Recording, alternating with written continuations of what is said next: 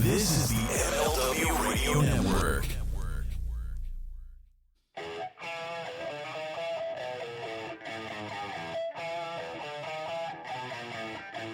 This is the Mind of the Meanie. Here are your hosts, the Blue Meanie and Adam Barnard. Peace world and welcome everybody to the Mind of the Meanie, your weekly peek into the world according to former WWE superstar and ECW original, the Blue Meanie. We'll cover wrestling, music, movies, sports, and lots of useless knowledge all contained in Mind of the Meanie. I am your tour guide, Adam Barnard, and he is the Blue Meanie. Meanie, what's on your mind? I am the Blue Meanie, and that is still my name. I am not Butch. I am not Gunther. I am the Blue Meanie. Well, I guess we can jump right into it, but first things first, good morning to the Pod Squad joining us today. Yeah. Joining us for this recording of this episode. Don't forget, go to patreon.com/Mind of the Meanie and become our patron on Patreon. You get to watch us record this early and be a part of the Pod Squad. But yes, some of the big news coming out today is Pete Dunn from NXT has been moved to the main roster as Butch.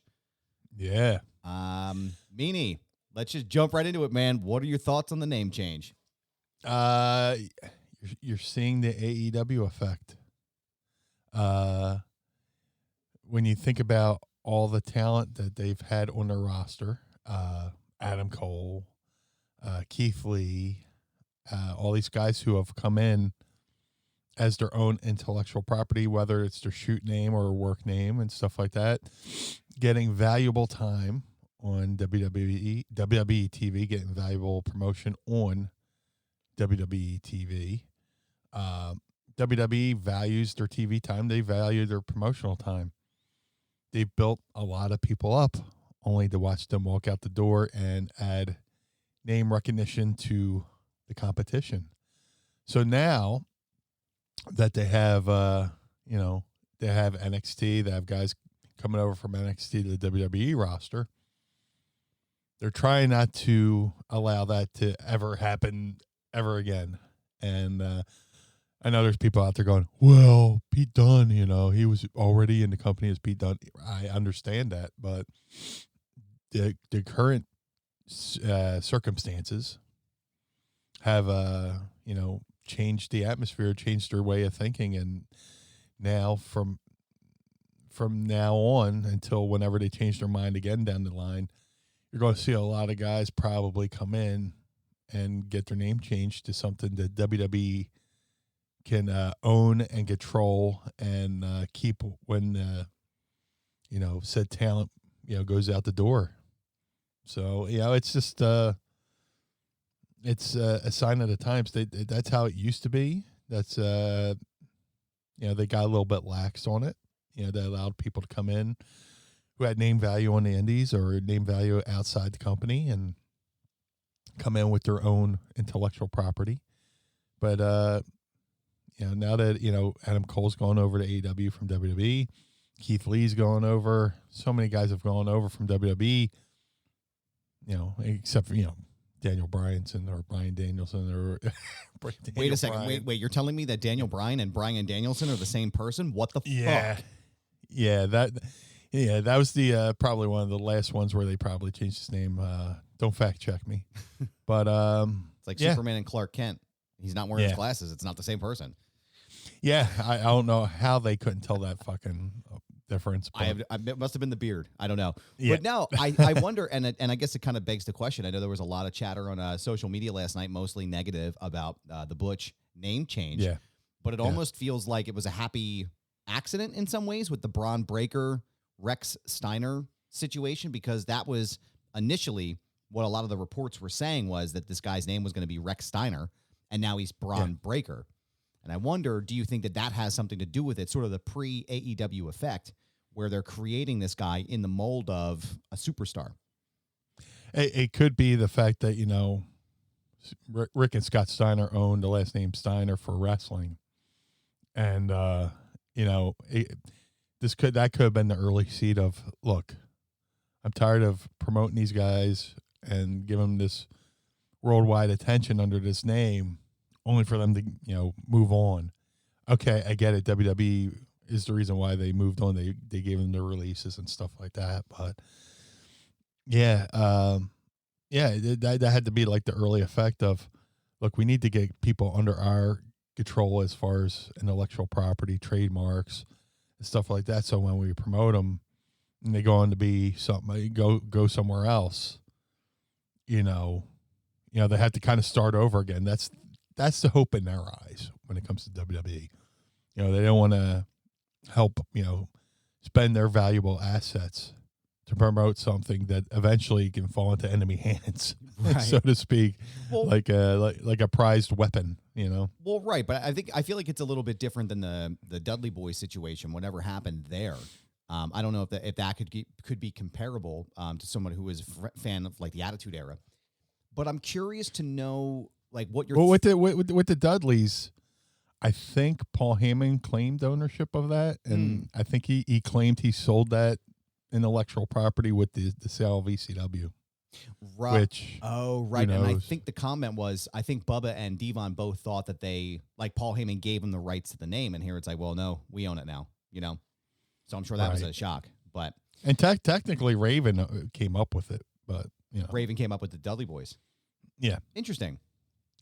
Yeah, Raven came up, and it was just a locker room joke that morphed into an actual character where, Raven had watched the movie Slapshot with the Hanson brothers. Oh. And he says, we need our own modern version of the Hanson brothers, hey, foiling up, coach, and all that stuff. And, we could have, different ones, and stuff like that. I don't know how I came up with the last name Dudley, but yeah, that was all Raven's idea. Wow. That's crazy, man. I had no idea. Yeah. I did not know that. And I learned something new today. I think that deserves a two-farter here. And we learned something today, friends, on the Mind of the Meanie. That's pretty cool, though. No, I had no idea.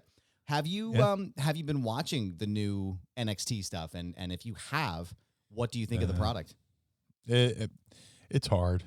And it's not because of anything. Nothing on the blame the talent about. It's just I liked NXT the way it was. To me, when you add 2.0 to something, it automatically takes me out like New Coke, Harlem Heat 2000, right? You're right. When you call something a sequel in the wrestling parameters, mentally it takes me out of it. I like the new setup. Like, I like the new arena they built for it. I like all that stuff. But when you call it NXT 2.0, it's just like, okay, am I going to fall in love with this and then they're going to come out with 3.0? Or they're going to move on from that? I like the way it was. I wish they would. Even if they just changed it up and just still called it NXT, I still might be mentally invested in it. But once you add the 2.0, I'm out, And that has nothing to do with anything the talent does, right or wrong. I'm out.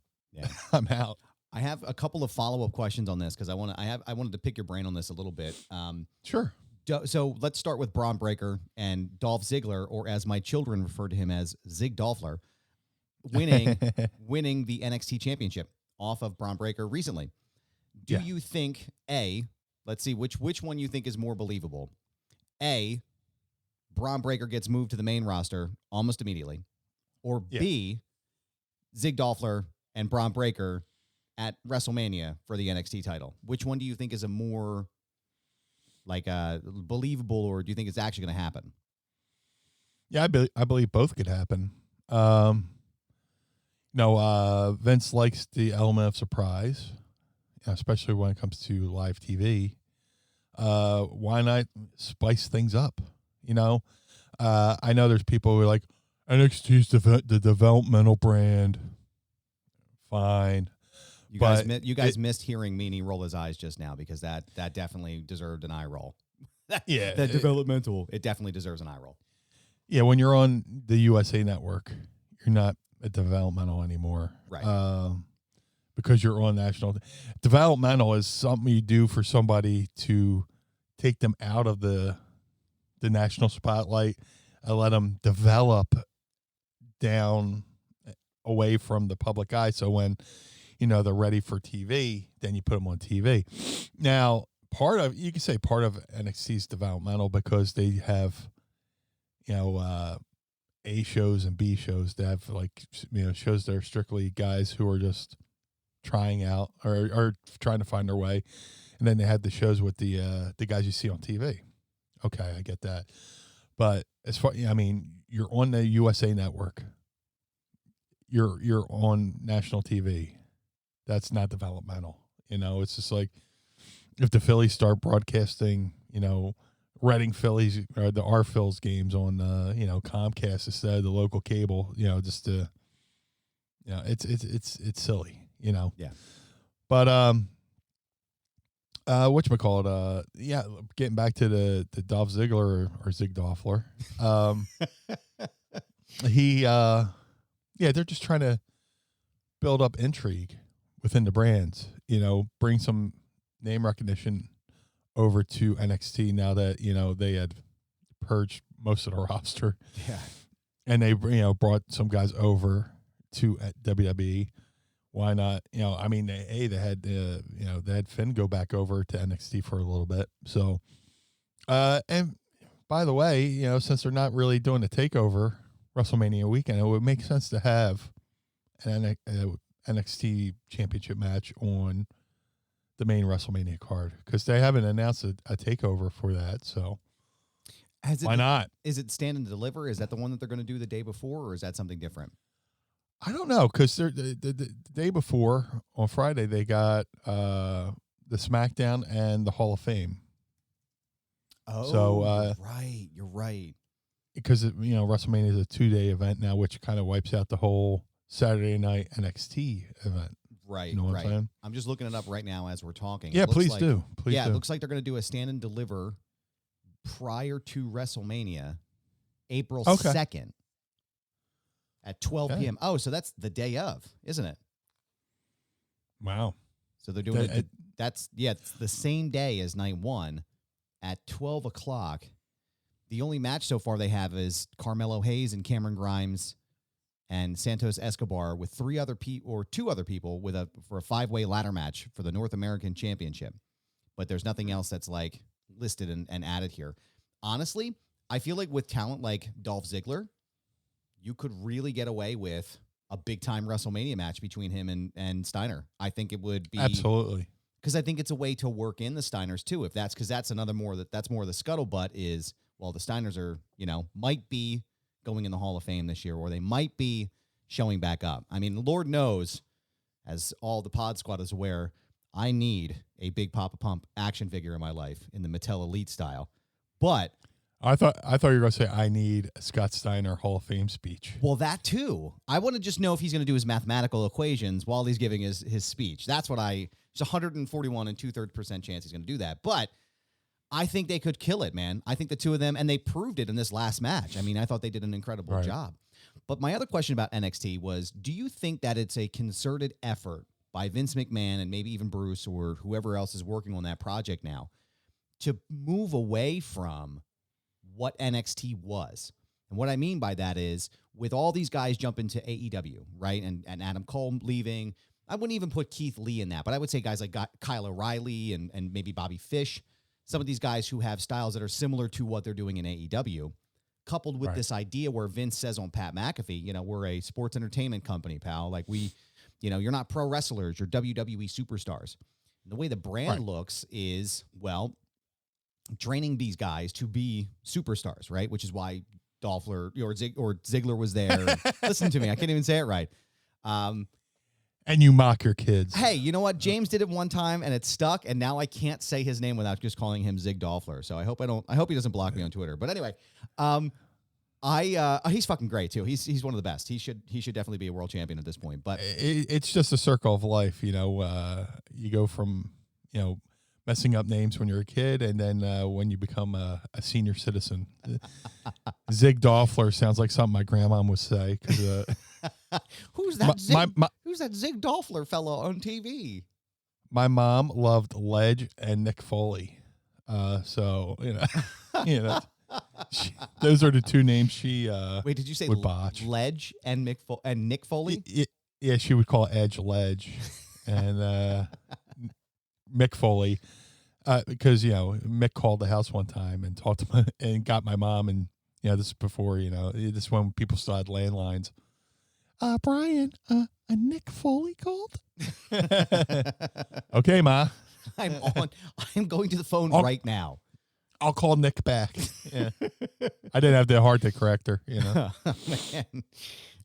So what do you think? Do you think that it is a more concerted effort for them to really split away from, like you said, the AEW effect, part of that being the change in NXT? What do you think? Well, in some ways, NXT was the super indie, Mm-hmm. They basically took the Ring of Honor model and made NXT their Ring of Honor, down to the fact that they had Gabe Sapolsky working there, So, how can you stand out if you look just like everybody else? Right. Right. Most of your talent, which they released, went over to AEW, and if you want to stand out, you got to do something different. Do different colors, make it a little bit. The set's brighter, the colors are brighter. How do you stand out? From what you used to be, how you freshen things up. It's like spring cleaning. Open up some windows, open up the shades, get some light in here. Let's dust some things off and try something new. Let's mess with the feng shui. Let's move the couch over here. Let's flip the mattresses. Just whatever you could do to make the brand more valuable and stand out in the crowd. If you have AEW, which technically, they do own Ring of Honor now. They're kind of the super indie, with an excellent budget. Impact isn't quite the super indie. They have some hosses over there, some big boys, some people slapping meat. Man. But no, you got to stand out. You got to shake things up, make things a little bit different. Kind of like when WWE went from the the New Generation over to the Attitude Era. Yeah, yeah. A lot of that stuff went to the wayside. The Goon and Doink the Clown can't really fit into an Attitude Era. But you know who did? The Blue Meanie. That's who did. BlueDust in the motherfucking house. That's all I gotta say. Yeah. That's all I gotta say. My gimmick was kind of 10 years too late. I would have been perfect with the 80s. But they decided to go serious and they called me up. But hey, I think I still had a decent run there. Absolutely, man. Absolutely. Yeah. So I'm hyped too for the BWO Cella Toys line. When can we expect that to deliver? Because I can't wait to pick that up. I'm waiting for the news, the drop. So, look, I love promoting. I love talking about things I'm doing. There's a couple things I would love to talk about, but I can't at the moment. But yeah, as soon as those Cella figures are ready to roll out, I'm down. Man. Right now they're pushing the Bone Crushers. Oh, right. Yeah, they're taking orders for that, and then hopefully soon thereafter the BWO line of action figures. Oh man, roll out. I'm very excited for you guys. You mentioned big meaty men slapping meat, and we would be remiss not to speak about this. Big E was pretty seriously injured last night. Yeah. Pretty seriously injured last night on SmackDown.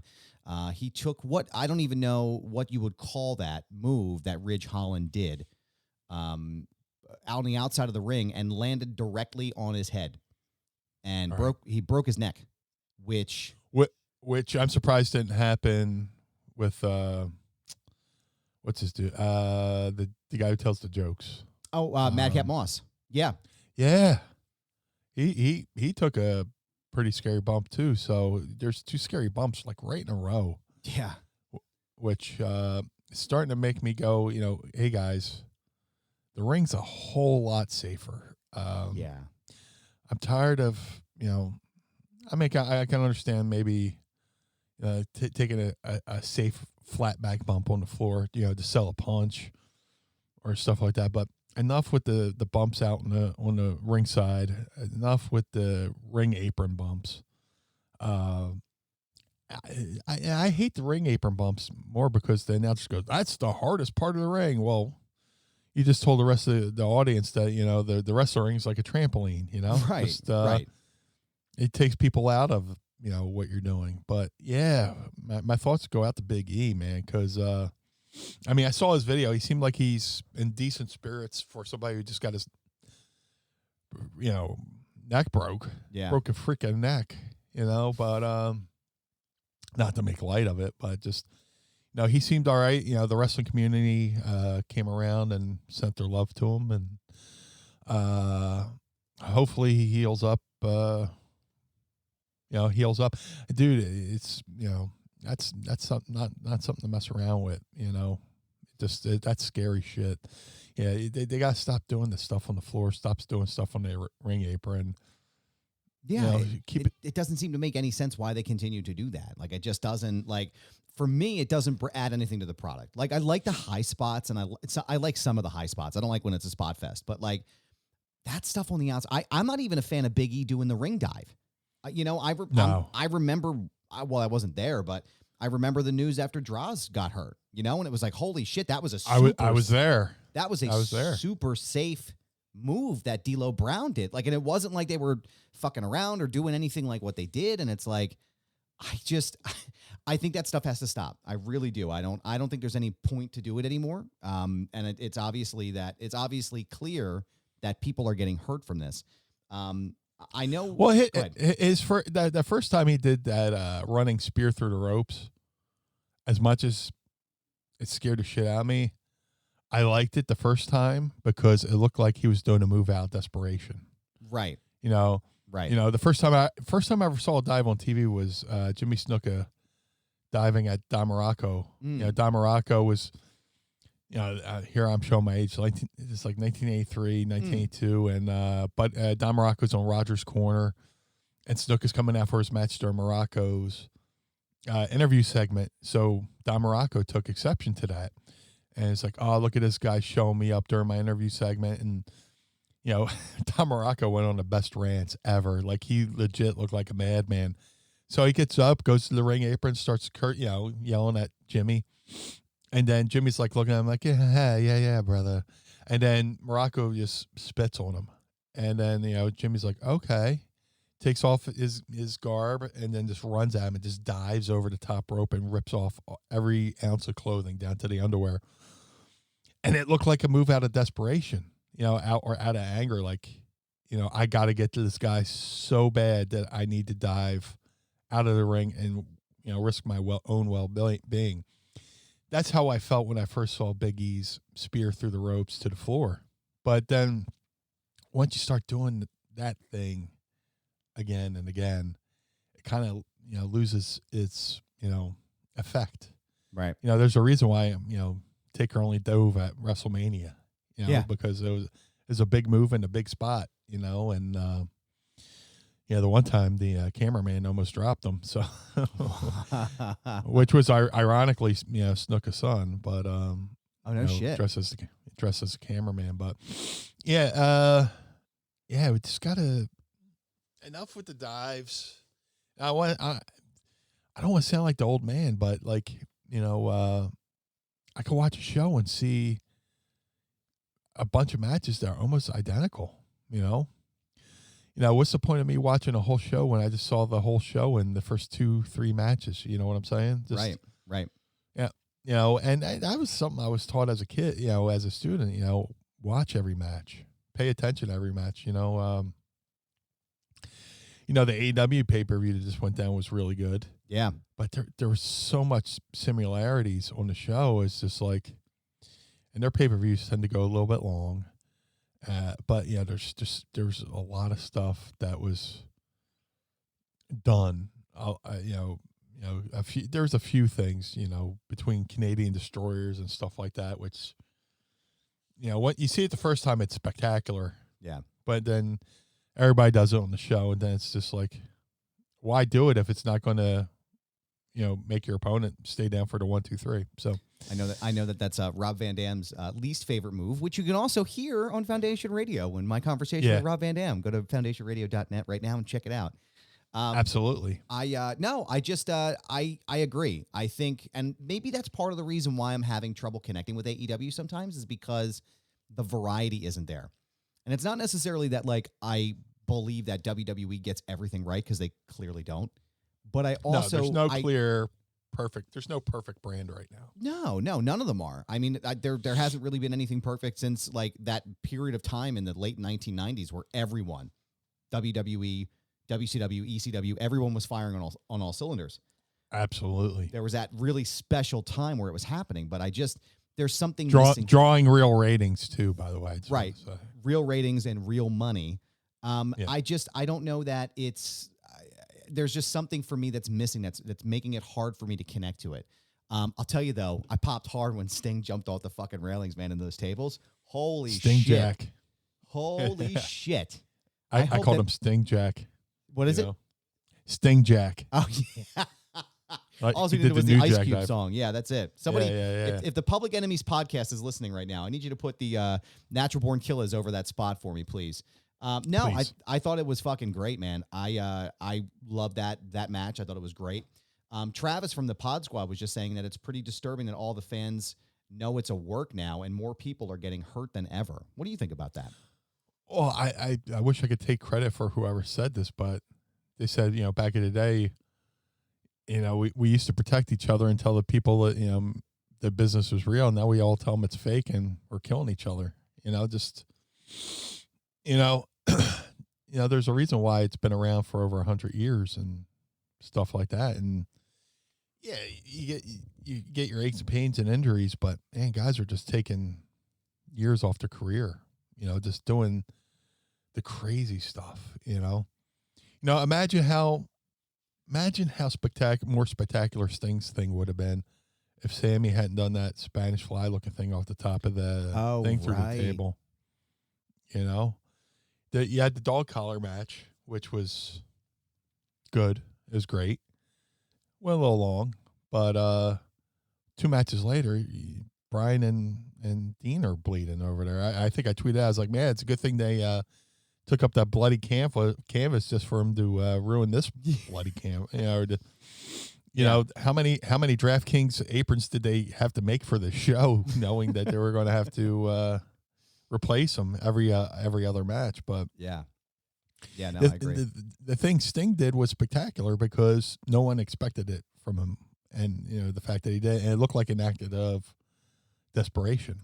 Yeah, like a man saying, "Fuck this! I'm taking us both out." I think that's why it worked. I think that's why it worked, though. Yeah, and the fact that dude's in his 60s, so that makes it even a little bit more like, holy shit. So there's something that Jimmy asked this too, and I was going to ask you as a follow-up question to that. Do you think it's fair for people to say, like, oh, Sting shouldn't be doing this shit? Sting is too old for this. Do you think it's fair for people to say that? I mean, they're entitled to their opinion, but it got a reaction, It got a reaction not only because nobody expected it, but the fact that it was Sting, a guy who doesn't need to do it, but does it. That's another thing. It's like when a person does something they don't need to do, but they do it out of desperation. Yeah. Storyline wise. And it was safe. Except for it looked like he could have potentially, hit his head on the one table going down. But this is the fact that, they put out multiple tables to protect him. 2 tables side by side, stacked on top of each other, made it a little bit more safe. But the fact that Sting did it and sold it, just it made the moment special. Absolutely. Hey, Meanie, I got a question for you. Can I get a round of applause? Today, I'm excited to announce that Manscaped has launched their Ultra Premium Collection. Believe it or not, Blue Meanie, it's for your not-so-private parts. Talking about a leveled-up hygiene routine with your favorite manly scent. This is an all-in-one skin and hair care kit for the everyday man and covers you from head to toe much like Sting was covered with all those pieces of the table from head to toe with Matt Hardy. Manscaped is trusted and below the waist. Now trust them with the rest. Join the 4 million men worldwide who trust Manscaped by going to manscaped.com right now for 20% off plus free shipping by using promo code MINDMeanie. We all know that how essential the Manscaped Lawnmower 4.0 is for the precise trim below the waist.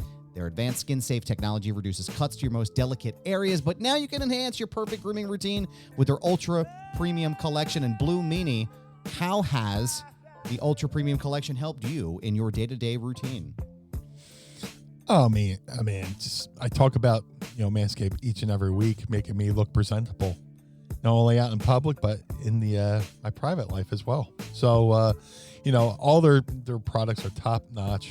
Well thought out, well designed, with the thought of making you feel confident about yourself, no matter what you do throughout your life, whether it's the body wash and shampoo, or they got the cologne, they got everything, man. The ear trimmer, nose trimmer, everything's awesome, and the technology is great. There's, I remember back in the day, you would have to shave and you would get that noisy, hair clippers, and it's like,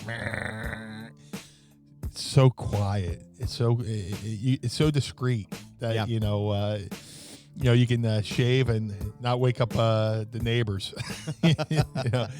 And it's you might be waking up the neighbors with other activity because of Manscaped. So you just got to make sure what you want to wake the neighbors up with. And it's cordless too, so you don't have to worry about the power going out and doing a little bit of damage there. So, everything Manscaped does is fantastic. From head to toe, literally, they have all the products you need. Man, this package, this new Ultra Premium Collection includes the Manscaped Premium Deodorant, and it's not for your balls, friends. No, it's for your stinky armpits. This deodorant dries clear. It's aluminum-free, and it smells like their signature scent, their hydrating body moisturizer. Do you have tattoos like Meanie and I do, or issues with dry skin? It's designed to keep that skin feeling clean, smooth, and smelling fresh. In addition, with their body wash, 2-in-1 shampoo and conditioner, plus a free gift, a 3-pack set of lip balm that's made with ingredients like vitamin E, peppermint, and eucalyptus oil to keep those chappers feeling moist. Vitamin E, but vitamin D is also in your spouse's near future. That's 4 products plus a free gift inside the Ultra Premium Collection. What a score. All of these products are cruelty-free, paraben-free, vegan-friendly, and dye-free. So the best ingredients with the zero compromise. So make sure you take care of Little John and the East Side Boys as you're storming to castle, because you don't want to cancel storming to castle. Go right now to manscaped.com and get 20% off plus free shipping with the promo code MINDMeanie at manscaped.com. That's 20% off plus free shipping with the promo code MINDMeanie at manscaped.com. The power of attraction is now in a bottle thanks to Manscaped. And Meanie, we'd like to thank Manscaped for sponsoring the show again this week. As always, they help us keep the lights on, and they help us look fresh. Speaking of looking fresh, 2 big names premiered in AEW this week. Yes. William Regal and Jeff Hardy. Meanie, how do you feel about Jeff Hardy and William Regal being in AEW? Out of all the people they have AEW's acquired, the most valuable person they have acquired is William Regal, without a doubt. Between his experience in the ring, his knowledge of, in the ring stuff, behind the scenes stuff, the ins, the whats, the whys, the wheres, the hows, William Regal is fantastic. And like I said, I was shocked when they let him go, but hey, Regal is all class, man. He put it right out there. William's a no bullshit kind of guy. He put it right out there. Please don't speak ill of the WWE. He said he worked there for 20 years. They gave him a second chance. A lot of people don't remember, this is 20 years ago. Regal had a rough go of it for a little bit. But, when you're faced with adversity, it's all in how you react to it, and he reacted very well to it. Personally speaking, I met Regal at one time at a WCW event. Afterwards at the bar, great guy. Bought me my first Guinness. We're at the bar. I was like, "Oh, what's that?" He's like, "This is Guinness," and he told the bartender, "Please, give my friend a Guinness." And he gave me. He's like, "It'll put." I still talk to Regal because this pops me every time I think of it. He goes, "It'll put hair on your chest, blue ones," and we became friendly. And then when I went to WWE, and they had me go to Memphis to try to reinvent myself.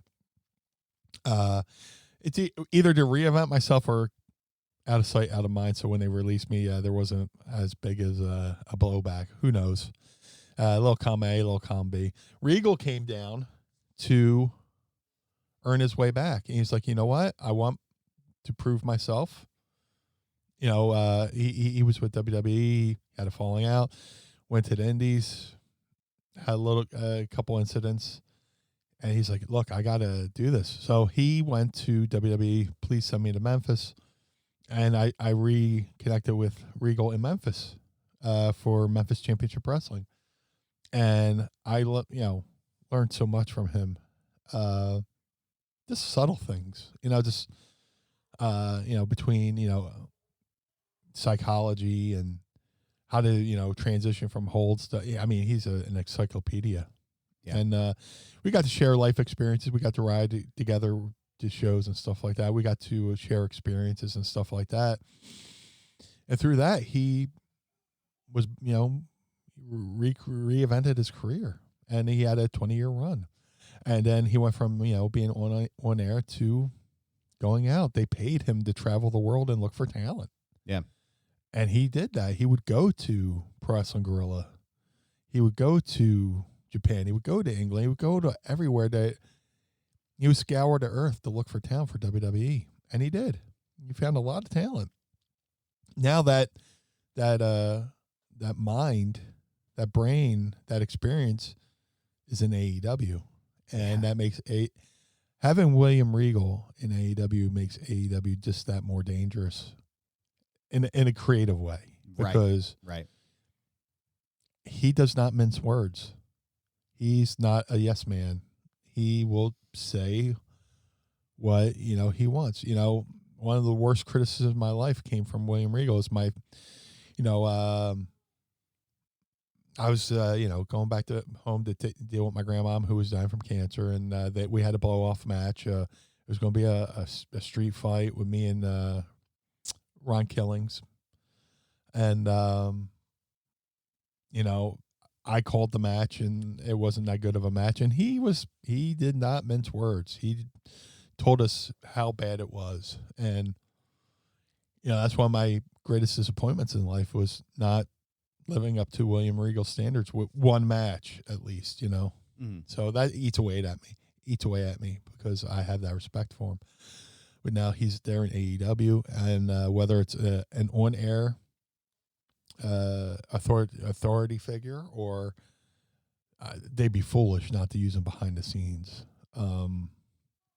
He can help that behind the scenes, creative or talent, pull people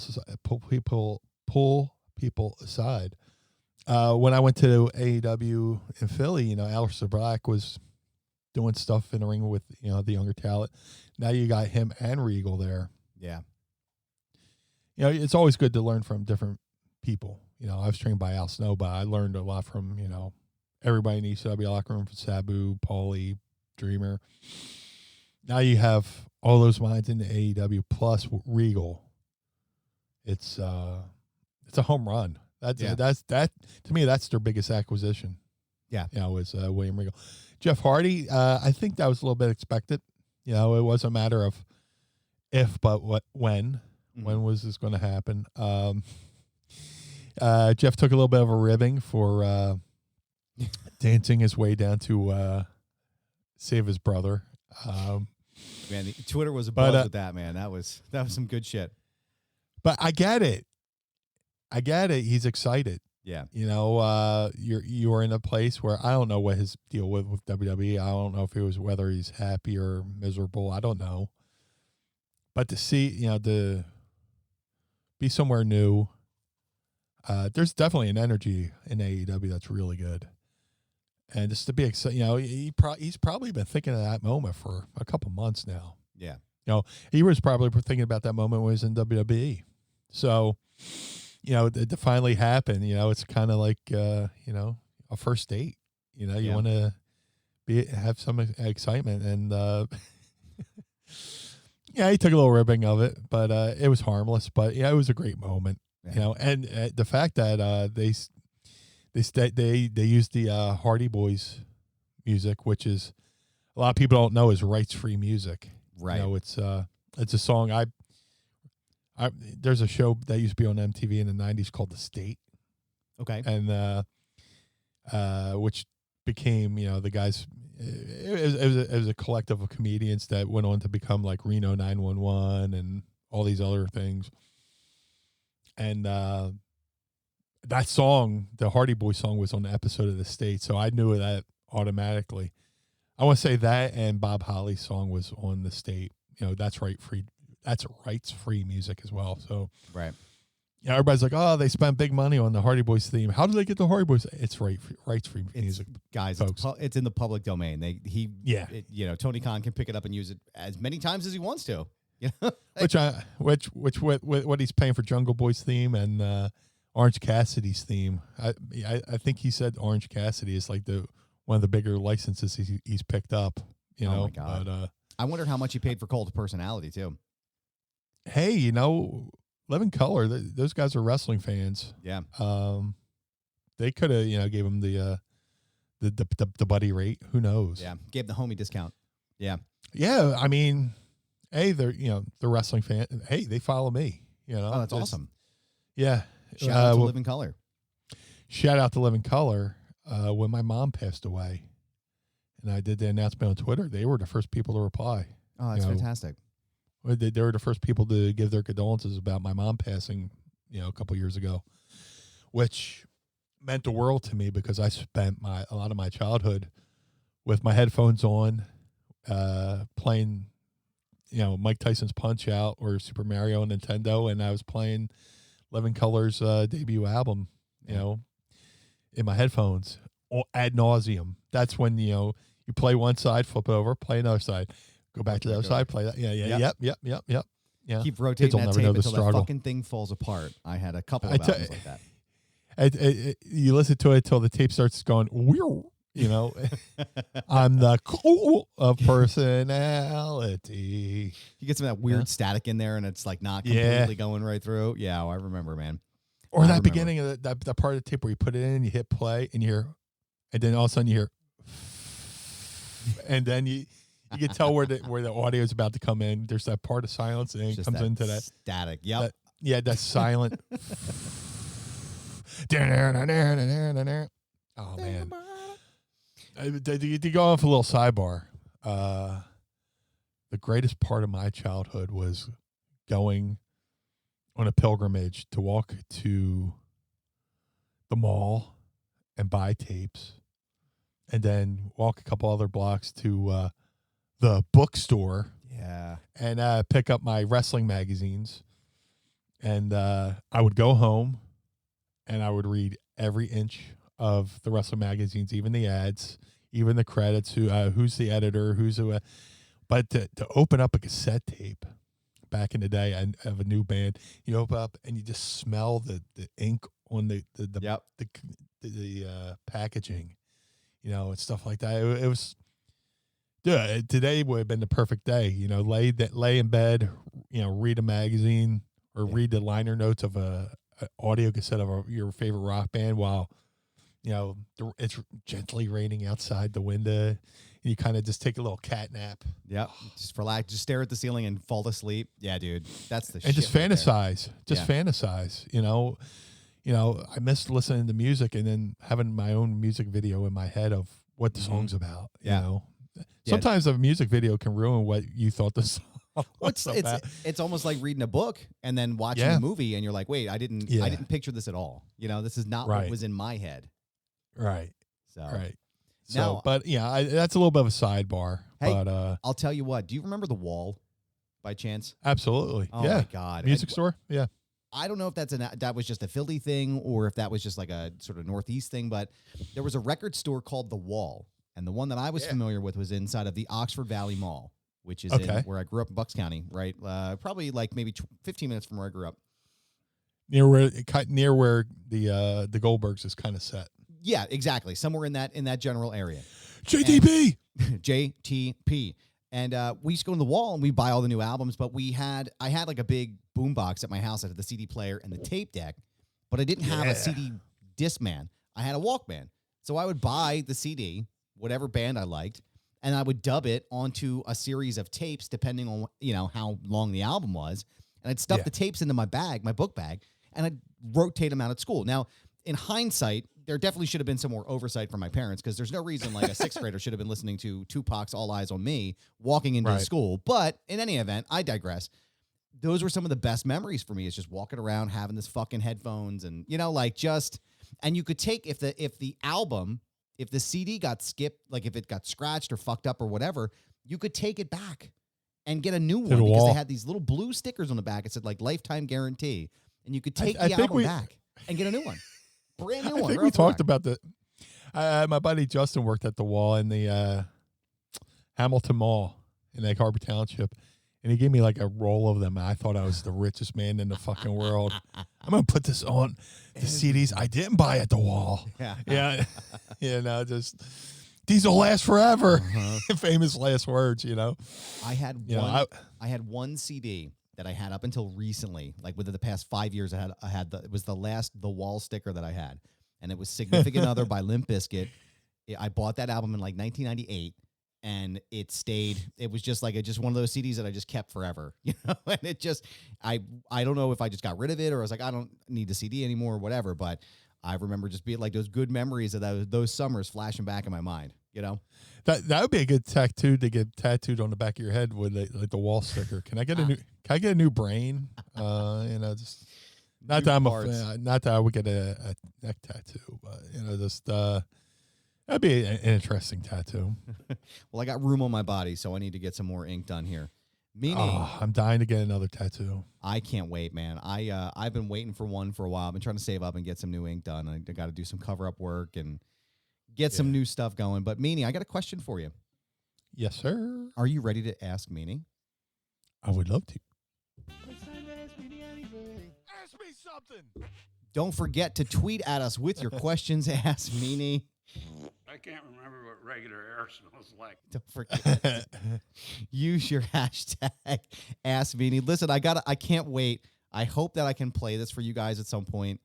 Carl Pinnell, engineer extraordinaire of the show, has taken all of the fart noises on our program and has created a musical beat to them. The only thing he is waiting for right now is to work in that can't remember what regular air smells like clip into the show, into the audio. So once it's done, we will be premiering that here on Mind of the Meanie. But don't forget, follow us on Twitter at Mind of the Meanie. Use the hashtag Ask Meanie, and we will be happy to ask your question on the show. We also have some questions here from the Pod Squad. They are super active today, Meanie. So let's start at the top here. Let's find some questions. Here's little Jimmy from Nebraska wants to know, hey, Meanie, could you ever see William Regal doing a podcast with friend of the show, Conrad Thompson? I would not be surprised. And if William Regal ever did a podcast, it would be probably the most amazing thing anybody has ever heard, because I have been privy to some William Regal stories just on car rides where I'm like, wow. And it's like they're so good that like I've never repeated them because I wanted to keep them to myself.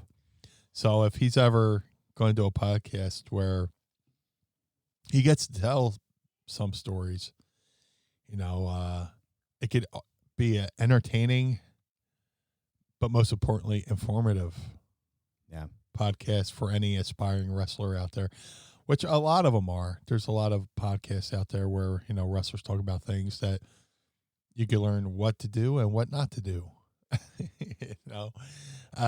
Depends on how you filtrate it through your brain. But, dude, if William Regal does a podcast, I'm there day one through whenever he decides to stop it. Another surprisingly, not, and this is going to sound like an insult, but another surprisingly good podcast is Jeff Jarrett's My World. Yeah. Over on the Conrad Dad Free Network. I wasn't a fan of TNA. I don't know why. Just something about it was just like, they had that perfect opportunity to do so many things. But then I went and listened to Jeff Jarrett's My World, and I went in chronological order from, end of WCW, and then the germ of the idea of TNA to the WWA shows in Australia, all the way through, and listen to Jeff Jarrett and Conrad talk about it, and it's like some of the most, some of the greatest, episodes ever. Yeah. Like if you listen to those in chronological order, the creation of TNA, it's really good. It's a great listen. I met Jeff Jarrett at the event at the 2300 Arena. What is it? The Icons of Wrestling. Thank you. And, they got another one coming up. They got another one coming up this month. Is it after WrestleMania?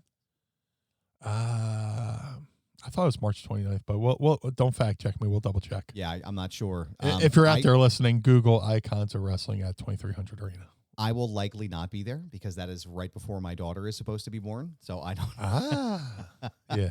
I'm going to do my best if it's maybe we'll see, but probably not. Hey, hon, keep pushing. I'll be right back. Listen, I got to go with Meanie real fast down to the city. We got to do this thing at the fucking 2300 Arena. We'll be dead. But no, no, I when I met Jeff Jarrett, I said, "Hey man," I said, "I got to tell you," I said, and I know you, I know you hear this a lot because you said on the show, but I definitely hated your guts as a kid. Like I thought you were the fucking worst. And then listening to your show, I have an entirely new respect for you because what a brilliant mind in wrestling. And he was just the coolest guy. If you go, like, seriously, go out of your way. Check out that show. It's My World, Jeff Jarrett, adfreeshows.com. It's fantastic. Jimmy's got a couple of other questions here for you. Sure. And it looks like it's a double question for us. So, gentlemen, how would you feel if someone ever got a Blue Meanie or BWO tattoo? Or how about a Foundation Radio tattoo? There is a fan. I feel so bad because I'm blanking on her name.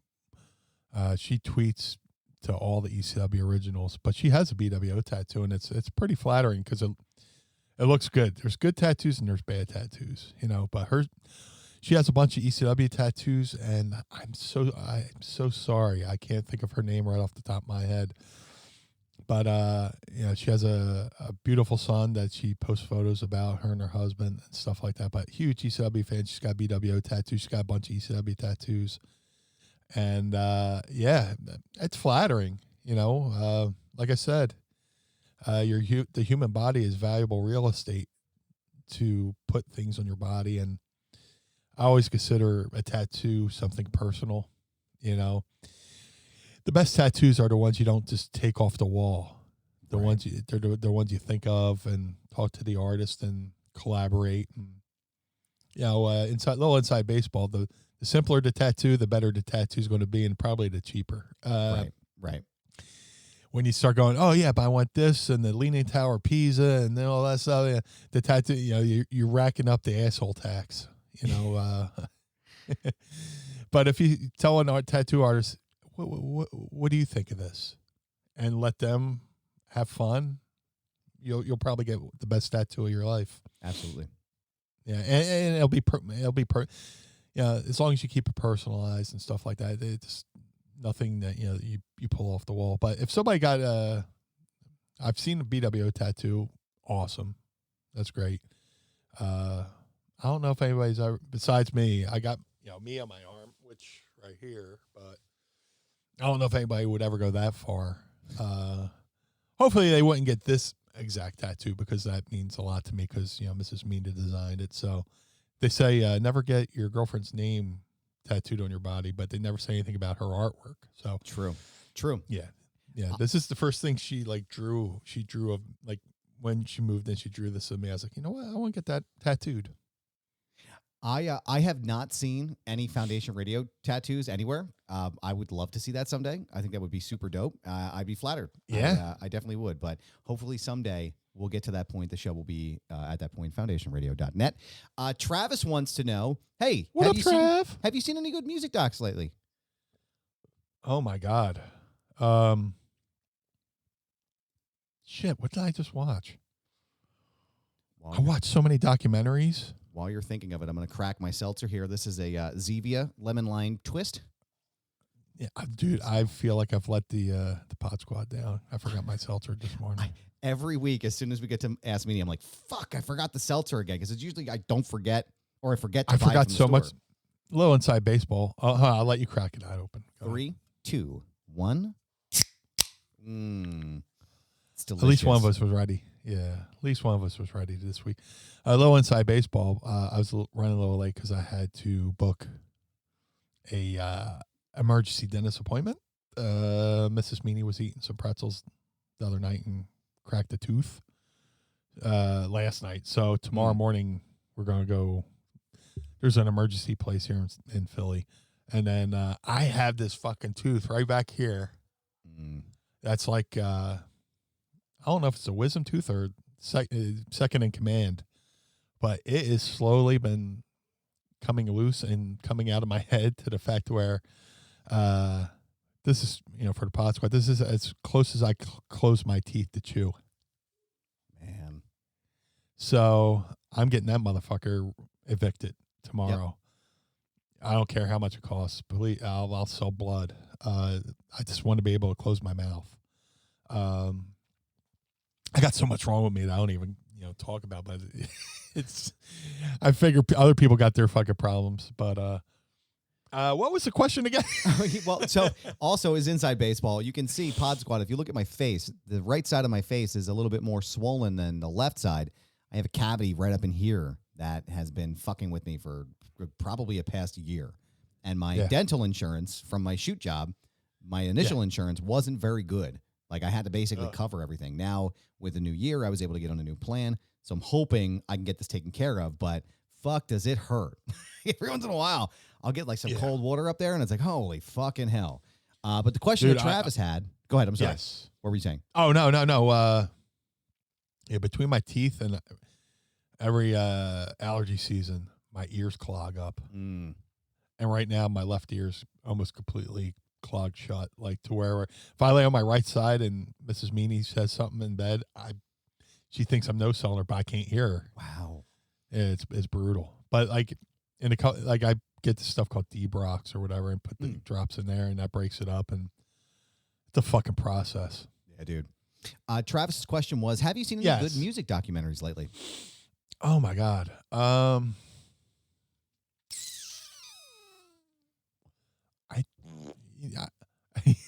Sorry. I want to say yes, but right off the top of my head, I can't think of them. Because I watch them so frequently, I don't know what's new, what's old. I talk with that dude James from Wrestling Shoot Interviews on. Actually, let me get my phone real quick because I think I just recommended something to him. Me and him are huge music heads, and I did a show. And I went from doing the show to. Yeah, we've become friends, and we talk about our love for music. Let me see, where is he? As I speak out loud to cover up the fact that I'm looking for. Hey, Jimmy, actually, you know what? I appreciate your question about me going to the gym as well. I'm looking pretty swole. Thank you, sir. I appreciate you. Yes, I'm back at it in the gym again. I had lost a shit ton of weight in 2018. 2019 was in the best shape of my life. The pandemic fucked that up for everyone. So now I am back in after a little heavy bout of anxiety. And I'm going again. I'm holding myself accountable. So if you want to follow along with me, follow me on Instagram at thisisgoober. I'm usually posting a lot I of need to stuff get back there. to the gym too. Holding myself accountable. This documentary isn't new. It came out in 2014, but I highly recommend it. It's a documentary on singer-songwriter Elliott Smith called Heaven Adores You. Oh, man. I didn't even know that existed. Elliott Smith's one of my favorite singers of all time. somebody put it up for free on YouTube. I had paid for it, but yeah, it's on YouTube. I'll send you the link. Please but, do. Elliott Smith, what who's he remind me of? Reminds me of Harry Nilsson a little bit. They both have that. They both have a Beatles type sound. If you like the Beatles, you'll love Harry Nilsson. Harry Nilsson was considered the fifth Beatle. He did stuff. He came out. Harry Nilsson, his documentary is called "Who the Hell is Harry Nilsson? Why is everybody talking about him?" Because he has that song, "Everybody's talking about me." But he wrote songs for. I'll get back to Elliott Smith in a second, but Harry Nilsson wrote so many songs that so many people covered. Like Mariah Carey did a song, "I Can't Live Without You," which also Air Supply did. One is "The Loneliest Number," which Three Dog Night did, which he was inspired to write that song over a busy signal that he heard on the phone. Which the phone was off the hook and he heard beep, beep, beep, beep. And that became the opening to One is the Loneliest Number. Interesting. But he was so, like, him and the Beatles were kind of like this nuclear arm race of songwriters. He's like, what am I going to do? They're good. And they're out there going, what are we going to do? There's Harry Nilsson. So when the Beatles broke up, like, Harry worked with all the Beatles, post Beatles and stuff like that. And unfortunately he passed away, but amazing singer, songwriter who never toured. He played out live once, and the reaction from the crowd just turned him off that he never toured. Now, Elliott Smith, very similar. Like, a lot of his songwriting reminds me of, like, Beatles type songs. Another tragic story where a guy who had so much talent, but, went down the rabbit hole of, substance and stuff like that. His big coming out party was Good Will Hunting. Yes. He did the main love theme for that song or whatever. The song that plays as, the car's driving off at the end of Good Will Hunting and they're just following the car. That's Elliott Smith, and he got to play the Oscars and all that stuff.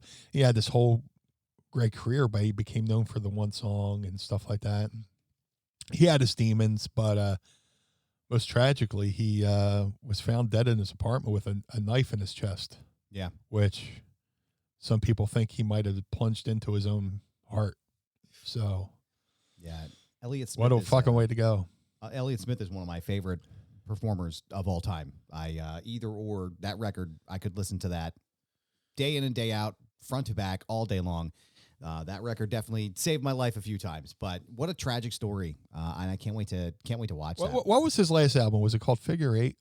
I believe it was Figure Eight was the last one that he released when he was alive. That album is perfect. Right, that album is fucking perfect. It's Figure Eight. Yes, Figure Eight was the last one that he released during his lifetime. And the song from Good Will Hunting was Miss Misery that he was nominated for the Academy Award for. And that one sort of, I guess, haunted him in some respects. But, man, if you've never listened to Elliott Smith's music, go ahead and check it out. We have time for one more question today. This is from Mark in Dryden. I was watching March 17th, 1997 Raw, which is notable for Bret Hart shoving Vince McMahon and going on a profanity-ridden tirade at Vince. Did you and Adam watch the show as it happened? What are your thoughts on it? Did it age well in hindsight? That's where the cage was partially still up, and he was just ranting and raving. Oh, that was fucking. It felt real. Mm-hmm. Like CM Punk said, Bret Hart's always right. Dude, Bret, there was no daylight in Bret's shit. His shit looked real. His emotions were real. The only thing people can, slight him for is, Bret took himself too seriously. Well, he should. You should take yourself seriously. People make fun of him for not wanting to do a job in Canada, but I just think that was him saying that was just his fuck you to Sean. Yeah, big time. There was a conversation. Dude, I hope it's still on the network. If you get the sit down Bret and Sean does with Jim Ross. Wow. Dude, like when Brett talks about, Brett went up to Sean and said, "Hey, I heard we're going to do a thing. I just want you to know I have no problem doing the job to you." And Sean turned around and was like, "Oh, that's great. Well, I don't want to do the job to you." And, there's a moment in that sit down when it's just three chairs, Brett and Sean facing Jim Ross. And Bret Hart starts talking about that moment, he starts to talk about something towards the end of the sit down between those three. And you see him get a little emotional.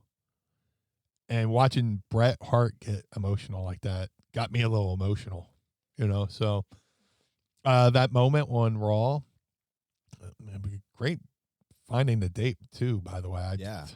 My memory such shit. When it comes to dates, I have to. That's the good thing about having a life in wrestling. You can Google when you've done things, like I just did when I realized I found my first ever BW, my first ever Blue Meanie shirt the other day. Mrs. Meanie found it while doing some early spring cleaning. I was like, "Oh, when is that?" And I was like, "Holy shit, that's like yesterday." Yeah. Well, not my debut, but the last time I wore that shirt was March 8th in Queens, New York. And she found the shirt like March 8th, but I didn't realize it till March 9th. I was like, holy shit, that's 26 years. Fuck. I should probably talk about this. But back to Bret Hart. Yeah, that thing was that was great. The fact that Bret went, "This is bullshit." And they missed the censor on it, made it feel real. Yeah. Everybody knew Vince was the owner, but it was like a wink and a nod kind of thing. It wasn't like I'm Vince, It was like in the know kind of thing, even though he was on camera, and they blurred that line. They blurred that line beautifully, until Bret screwed Bret and Vince became the man. Yeah, Mr. McMahon. Yeah. Meanie. But yeah, it's aged well, because who can't relate to that when it comes to a boss? Everybody's had that boss, and then Steve Austin was the beneficiary of the Bret Vince feud when Vince was pretty much introduced as the evil Mr. McMahon character. That was and that's where everybody goes, man. That's where the people start thinking that the Montreal Screwjob was a work, because everybody involved benefited from it. Sean saved face. Bret got to leave WWF still a hero without having to do the job. Vince didn't, lose his belt to WCW the way he lost the women's belt, Medusa taking the belt over. You introduce Vince as the top heel in the character, in the heel character in the company, which, creates every that's been retreaded to this day, the evil commissioner, Right. Which I think they're doing in baseball right now. I'm pretty sure he's taking his quotes from Mr. McMahon, or taking his cues, rather. That piece of shit. Yeah, seriously. Fucking bum. We're canceling the first week. Fuck you. You fucking turd. But yeah, that it aged well. It was, dude. I mean, and that happened like early internet. Like, yeah, not where you go on Twitter and see instant reaction right now. It's like you had to kind of look for the reaction. Oh, what message board can I go on to see people talking about it, or call a friend? Oh my God, did you see that thing? When I was a kid, me and my friends would watch. I have a friend, Steve McCardo, I've known since third grade. And in grade school, we both had the same VHS collection. I would put a tape in my VCR. He would put a tape in his VCR. And we'd go 1, 2, 3 and hit play at the same time. And we would listen to each other's backgrounds and try to sync the audio. Where he's watching at his house across, in Atlantic City somewhere. I'm watching at my house across the Atlantic Sea somewhere. And we're watching the same VHS synced over the phone, where we can match up the audio and stuff like great, that. Man. I'll pause it for 2 seconds. Okay, now we got it. This is pre that, Right. then if you had to react to something, if something awesome happened on TV, you had to fucking wait a week. Yeah. Yeah. Pre, newsletters and all that stuff. Pre discovering the newsletters. But, that's my rant. I don't think I can add anything else to that except for the fact that I feel like that was the original pipe bomb. I think that's why it's held up so well so many years. And that's why and I think that's why, CM Punk emulates and pays tribute to Bret at every possible moment. Like I watched the media scrum from AEW Revolution, and Punk was pretty emotional. Talk about his love for Bret Hart and how he wishes Bret's career wasn't cut so short. He's Bret should be one of the legends. Doing all these cool things and stuff like that. Whether it's going overseas and make a couple $1 million, because Bret deserves all the money in the world. Because Bret was the gateway drug for all the smaller guys. Not that he was small. Bret's a big dude. It was a different style. Bret was the first real champion that was in a different style than, Hulk Hogan and the monsters, Sergeant Slaughter, all these different guys that were just gigantic, larger-than-life characters. Bret broke that mold. Bret was the first guy to break through into the land of giants. Yeah. And in those hard-ass fucking rings.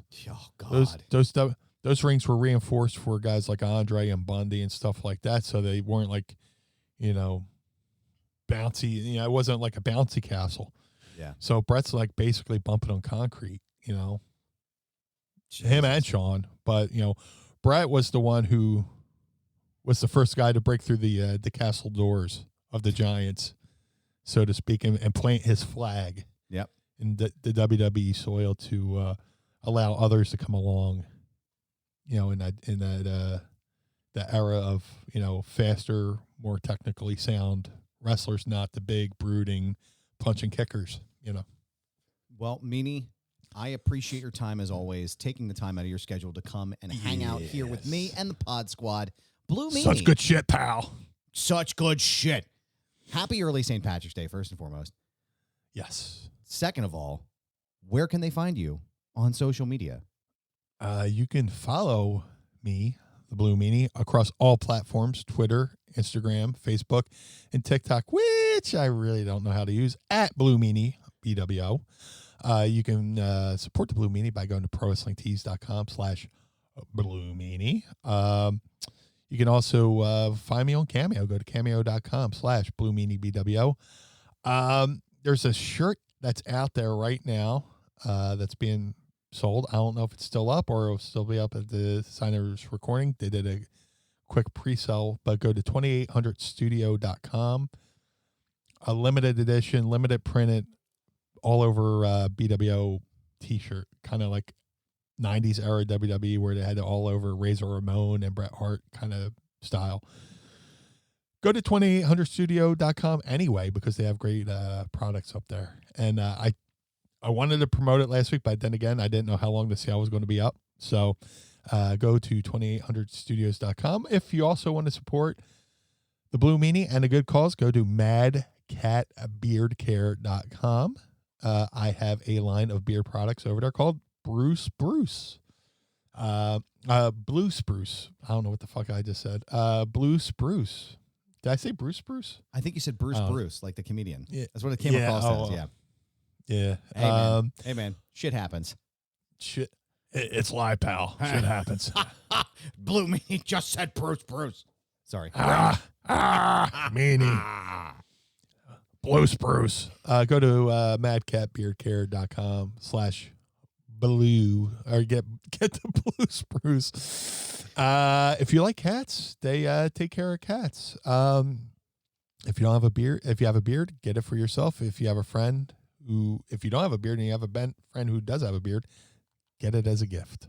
So some good things over there at madcatbeardcare.com.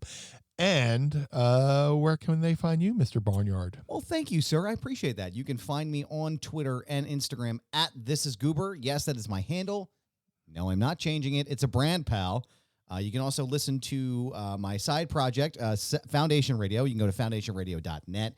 Also follow me on Twitter there at FND Radio Pod. Support the show by going to prowrestlingtees.com/Foundation Radio. Pick up a t-shirt there and support the show. Help keep the lights on in Casa Barnard.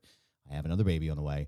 Don't forget to support this show here by going to patreon.com/Mind of the Meanie. Sign up and become a part of the Pod Squad today for the Blue Meanie. I am Adam Barnard. Join us again each and every week as we take a trip through the mind of the Meanie. Peace. Blue World Order.